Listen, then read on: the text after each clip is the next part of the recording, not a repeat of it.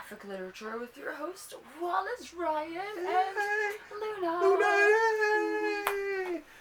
So we're a little bit closer in this week, as you can tell. We've made some production changes, and this one keeps forgetting the camera exists, so I gotta make sure it's right in your face. So there's all kinds of notes all over the camera, encouraging me to look at the camera. Sticky notes on the camera. Yeah, no, yeah. I think when I was by myself doing them, I was used to talking in the camera, and I kind of got lost because I'd start yakking at you. But yes, so we're a bit closer in. We got, it's a sort of a nice tidier set, I think, right? So should we show the people what we got today? What's the first one on your list there, sir? Oh, the first one is Tops. Tops. The complete collection of Charles Biro or Biro, I think. I can never know him. 1949 comic book series. Now this is pretty cool, actually. Is that another LA Noir? Well, this is kind of like a oh god, how is it? It was. Oh, I like the Art Nouveau kind of style.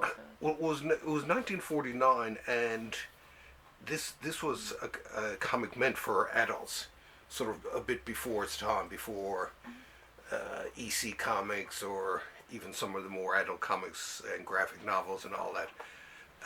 So it was sort of really ahead of its time. It only lasted 2 issues, of course, right? Wasn't that in your most recent, one of your recent typies? Yeah, it was in my COMIX Positive, and it was, and for good reason, because it's an important comic, I think, in the history of comics. It was, we'll have a look at it here. It had a lot of good artists in it too. The art director was a guy, Irving Watanabe, who would go on to letter for years for Marvel, and this other guy, George Tuska. But it had really cool adult stories. One about a parole officer and this guy who was a criminal and how he became a criminal and what it led to gold mine in a sewer. So the art was, especially for its time, in the golden age of comics, there was. Now this is George Tuska, who went on to fame with Marvel. He the drawing was very high quality, where in some of the comics in the golden age it wasn't that great, right? And it was some cool effects, like this one story. Oh, let me see if I can find it here, where it talks about where is it? The 9 lives of Citizen Train, and as it goes through the story, you see the. But look at it from page to page. It's 9 lives. So page to page, you see the lives of the more X's. Why is he losing lives? I'm not sure. I haven't read this one yet. So every page is a life. Yeah, so it goes along to the end when. Unless it means that that's how they're counting the pages. It could be that too. Yeah, but it was sort of a neat sort of little effect, which I kind of like. But the artwork, like I say, for the time, in a lot of golden age stuff, the artwork wasn't that great, really, to be quite honest. It was, I mean, some of it was good, but I mean, all the artwork in this magazine was great. So, and it definitely was ahead of its time compared to, like I say, the later magazines from EC Comics, stuff like that. It was published by this guy or company, Lev Gleason, and this guy he was best known for doing Crime Does Not Pay, one of my favorite crime golden age comics. And but yeah, it was very ahead of its time. It's like there was a magazine come out in the 1980s, Raw magazine. It was an experimental comic arts magazine. It was a big thing too. And this sort of reminds me of that in a way, right? So, ahead of its time. I really like the art style for that. Oh, it is. It's quite beautiful. It's just like... Definitely my style for sure. Yeah. And I think and even just looking at the artwork, I mean, the artwork throughout it all is very well done. Where back then you would have had a mixture of bad people and good people doing the art, right? Mm. And unfortunately, a lot of bad people. But there were still good people drawing back then. Back then, comic books was sort of the poor cousin to comic strips. Comic strips was more or less the king, and a lot of these artists wanted to be comic strip artists, and they took being in comics as a second place. What do you got for your second book there, sir? Well, for my second book here, as you know, I am a fan of Doctor Strange. And this is volume 10, so that'll show you how much of a fan I am. Yeah, we tried to this give guy. him a Doctor Strange haircut, kind of. I think I got it. I think I got it going. A punkish Doctor Strange. I only had scissors to work with. I did not have any clippers. I still think you did a great job, actually. and as a matter of fact, I hope the viewers will think so too. I like the effect. I have the. It stays in place, whatever you did with it. I know. It's well, you're whatever you did with it. This one has now. Who does this one have in terms of art? Oh, there's one guy, Dan Green, who's usually an inker, but there's one guy, Paul Smith, and Steve Leola, who's one of my favorites. Actually, let's go to his, because his are. He does a. He's one of the few people to do a great Dracula. Beyond this, the guy who did the Tomb of Dracula. Where is it? Come on. I know it's in here somewhere. Like a really nicely drawn. Here we go. This is where Doctor Strange kills off all the vampires on Earth. I guess I should say spoiler. But he's so good at spoiling books. I am. And this More is so movies. Every time we're watching a movie together, he's just like, "Oh, this is about to happen." I'm like, "Why did you have to tell me that?" I'm trying to get better at it. I am working at it. I gotta put muzzle on you next time I watch this movie. I'll never forget it in one of my art classes. I was talking about the use of big panels in comics and how they're for dramatic moments. And I said, like, you know, an explosion of a car in a car scene, or I said, or a shot of Darth Vader saying, "I am your father, Luke." And in the back of the class, all I could hear was someone going, "Damn it!" Anyway, so this one, look here. This is Steve Leola. He's one of my favorite artists, and he does a great Dracula. Well, he does a good Doctor Strange, but his Dracula in this is really well done. He looks. Check it out. He looks evil, right? I think, right? And now there's this other guy, Paul Smith. Only such an ordinary name, Paul Smith, who was a great comic book artist. He does a few pages in this too, a few issues. Carl Potts, who's also another good artist. Oh, and this guy, who you don't see enough of him, and I don't know if he's still in comics, but he's really cool.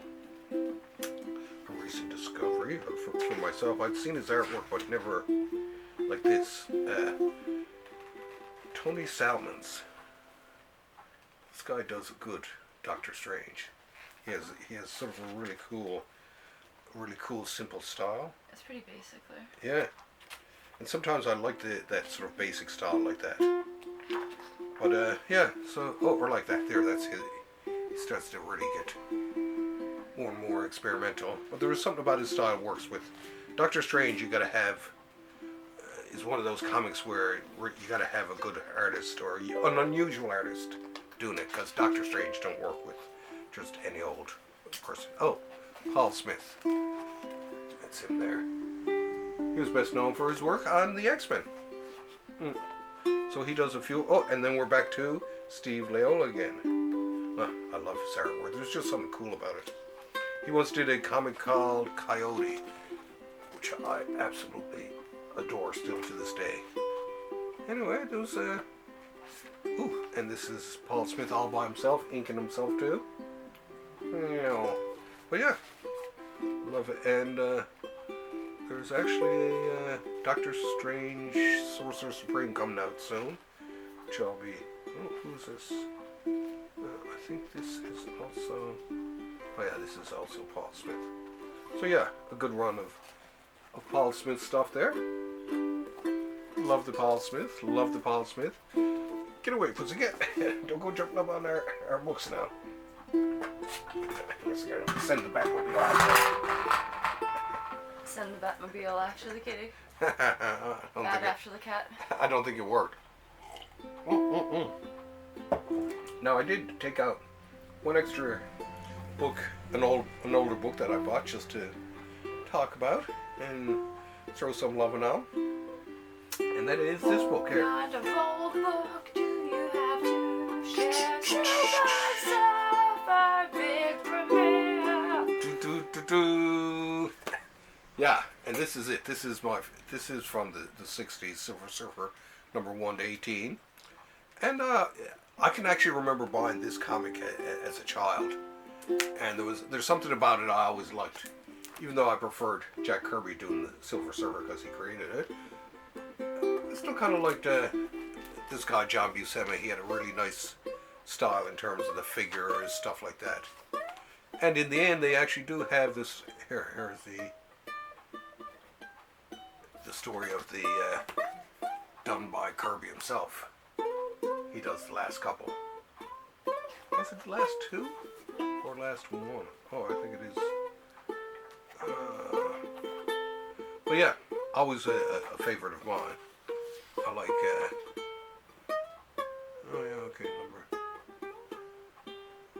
number 18. Yeah, he does do the last one. But yeah, absolutely beautiful. There's the Fantastic Four annual. That's a really cool one he does where he meets with an android who tries to kill him. And I assume that's in here, mixed in with it anyway. But yeah, anyone out there who's a big fan of Big John Buscema, and who isn't, it behooves yourself to pick up the Silver Surfer Omnibus if you can. I think this may be out of print by now.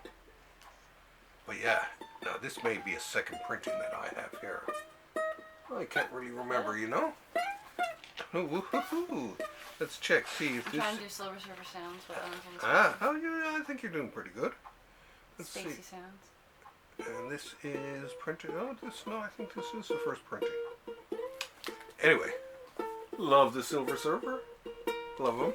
I mean, love that cover too. There was something about it, and just I like the corner boxes in comics that had the characters in them. They don't do that enough. Love the character boxes. We should bring back character boxes. Anyway, what do you think? I think that's enough amazement and for one night for the folks out there. I guess so. Adventure Time weeks. So I'm not sure what if I got any books coming in because of the huge, the COVID and all that. It's the slowdown and all that. There's a lot of books that have been pushed ahead. So like I said, adventure awaits. We have to go. Yes. We'll find a book. But we'll be back. Actually, we did it within a week. We did one last week. Toes. And a dusty old toes. I got on me sneaks. But we'll be back. Hopefully, I have a book or two, and maybe even bring a cat into the picture. What do you think? I think the cats deserve a bit of screen time. If they're up for it. I guess so. Okay, well, check out my typies, my COMIX Positive, and Dennis and I will be doing some cool top 10 lists over the next few weeks. Oh, and check out, we did last week's Thursday Comics. It was pretty cool too. Was it? Oh yeah, Was it? Yeah, I thought it was pretty cool. Anyways, I guess you can play us on out here, can't you? Thanks for having us over, folks, and we'll see you same time, same bat channel here at the Library of Graphic Literature. Bye! Oh, okay. I gotta get up and around the